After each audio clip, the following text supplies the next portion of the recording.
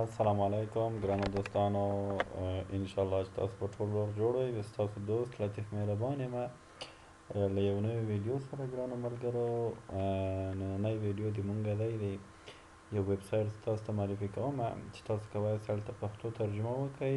ډېر مشهور ویب سایټ دی، ډېر دقیق ویب سایټ دی، انشاءالله فیک ویب سایټ نه دی. که تاسو چیرې ورسره کار وکړئ نو حتما به یو څه عاید لاسته راوړئ. خو له هر څه دمخه له تاسو نه هیله کوم چې زما د فیسبوک صفحه لایک کړئ او همچنان د یوټیوب چینل مې هم سبسکرایب کړئ تر څو زما د هر نوې ویډیو نه چې زه اپلوډوم هغه نه وخت سره باخبر شئ. ښه، نن دغه کوم ویب سایټ چې زه درته معرفي کوم، له دې نه مخکې چې ویب سایټ درته معرفي ونکړم زه درته ووایم چې دې ویب سایټ سره ما ډېرو ملګرو کارونه کړي. تقریبا دا ویب سایټ یو کال به تقریبا کېږي چې دې ویب سایټ سره د ما ملګرو ځانونه راجستر کړه. دې ویب سایټ دغه اعلان هم مونږ د فیسبوک د لارې نه چک کړی و چې دوی هلته لیکلي و چې د مونږ پښتو ژبې ترجمانان پکار دي او د دوی دغه ترجمه د پښتو چې پکار ده اکثره د فیسبوک دپاره یې پکار ده.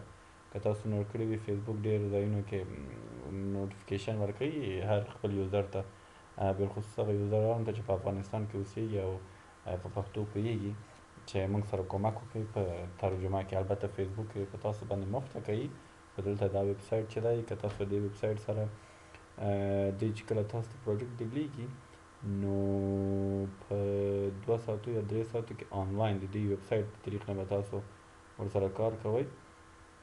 تقریبا 50 شپېته اویا دغسې ډالر درکوي 2 یا 3 ساعتو کې. ریال دی، دا مشکل نه لري، هیڅ دې ویب سایټ کې مشکل نشته. خو زه دا ویب سایټ تاسو ته نن در معرفي کوم. دا ویب سایټ چې دی په نامه دی 1 هاور ټرانسلیشن دی. صحیح شو؟ 1 هاور ټرانسلیشن دا به تاسو ولیکئ په خپل براوزر کې. صحیح شو؟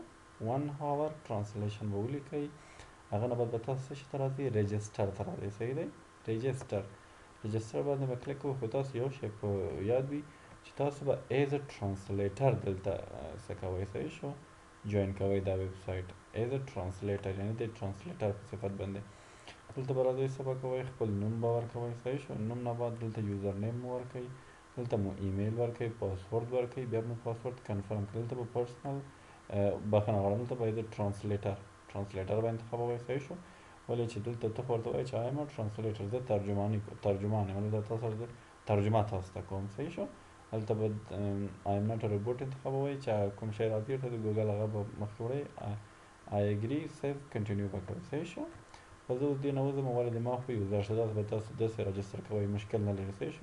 رجسټریشن بخش دې نه بعد چې تاسو راغلئ، تاسو وګورئ اوس زما یوزر ته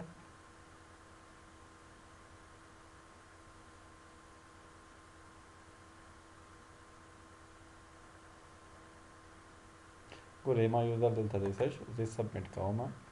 فقط 4 سټپه دا لري، 4 سټپه لري، خو هغه سټپونه یا کوم څه چې دي هغه ته به تاسو ډېر دقیق متوجه کېږئ ورته، ولې چې دقیق نه وي بیا نو کار مو نه کېږي. اول به تاسو څه کوئ؟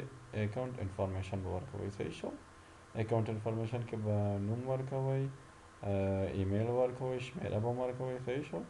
شمیرې نه بعد به تاسو ورکوئ، نور شیان به ورکوئ. صحیح شو؟ سکایپ دا شیان مهم نه دي، کنټري باندې انتخابوئ افغانستان.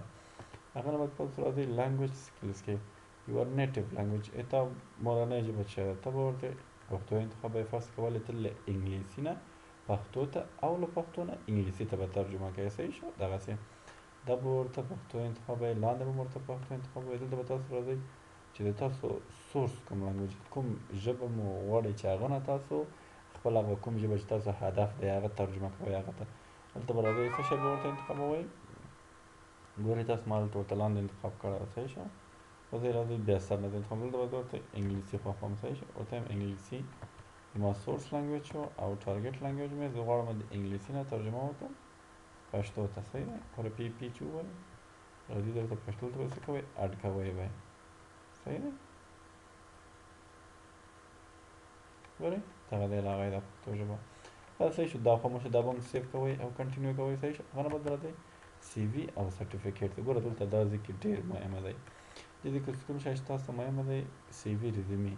سی وي به هم اپلوډ کوئ ورته، یور آی ډي کارت خپل آی ډي کارت خو هغه مهمه نه دی ښه چې هر شي آی ډي کارت وي تاسو سره که چیرې تاسو کوم دفتر کې کار کوئ هغه آی ډي کارت خو پېژنئ که نه لکه تذکره درته یادوي دا به څه کوئ ریلیونټ سرټیفیکیټ پوهنتون سرټیفیکیټ مو کوي که کوم کورس مو ویلی وي د هغه سرټیفیکیټ که د مکتب شهادتنامه وي خو البته که په انګلیسي وي دغه شیان تاسو کوشش وکړئ دا سرټیفیکیټونه چې په انګلیسي وي هغه ډېر بهتره دی ولې دوی انګلیسي ډېر زر ایکسپټ کوي صحیح شو ولې خو تاسو پوهېږئ دوی ته که چیرې موږ تاسو پښتو دریځ کې اپلوډ کړو دوی څه پوهېږي دا څه شی دی او د څه شي لپاره دی صحیح سیو اینډ کنټینیو به وکړئ او آخر کې تھینکس دی چې هغه تاسو نه مننه کوي صحیح شو ټو یور کنټرول دا کارونه چې وکړه دې نه بعد بیا تاسو ته سره دا کارونه ټول تاسو وکړل هغه نه بعد به تاسو ته بیا دوی راځي دوی به درته وایي چې تاسو خپل هغه د پیمنټ معلومات مو سره شریک کړئ صحیح شو پیمنټ معلومات به تاسو څه کوئ چې تاسو به دې ته د پیپال